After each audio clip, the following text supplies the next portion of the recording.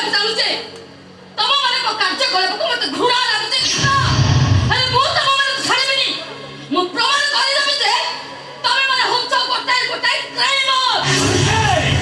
তোর মনে রখিবা দরকার মু তো বড় ভাই। ও সারা ତମେ ମୋ ବଡ଼ ଭାଇ ନୁହଁ।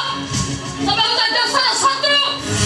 ହେଲେ ଗୋଟେ କଥା ମନେ ରଖିଥାଅ, ମୁଁ ଯେପର୍ଯ୍ୟନ୍ତ ତମମାନଙ୍କୁ ଫାଶୀ କୁଣ୍ଡରେ ନ ଝୁଲେଇନି ମୁଁ କେବେ ବି ଶାନ୍ତିରେ ରହିବିନି।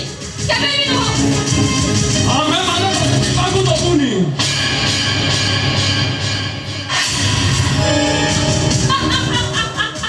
ମୁଁ ବି ହିରୁ ନୁହଁ। ମୁଁ ବି ପିସ୍ତଲରେ ତମ ଦି ଜଣକୁ ସୁଟ୍ କରିଦେବି।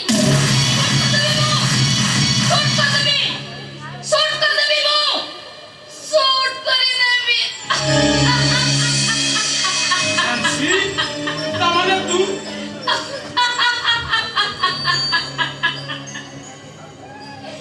ভাই ମୋ ଅଭିନୟଟା କେମିତି ଲାଗିଲା?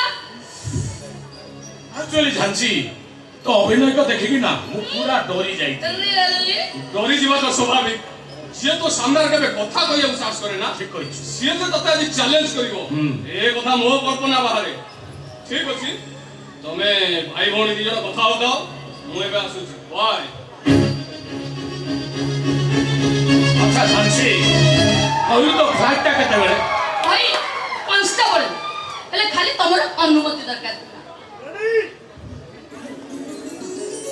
ଅନୁମତି ନୁହଁ ଝାନ୍ସି, ବରଂ କହ ମୁଁ ତତେ ଆଶୀର୍ବାଦ କରୁଛି। ତୁ କୋଉଦିନ ଏ ଅଗଣାରେ ଖୁସିର ଫଗୁଣ ହେଇ ଛିଡ଼ା ଆଉ ତୁ ଯୋଉଦିନ ଡକ୍ଟର ହେଇ ଫେରିବୁ ନା ତ ଭାଇଟାର ଛାତିଟା ଗାଟେଲେ ହେଇଯିବ। ଆଉ ସେଦିନ ମୁଁ ହସି ହସି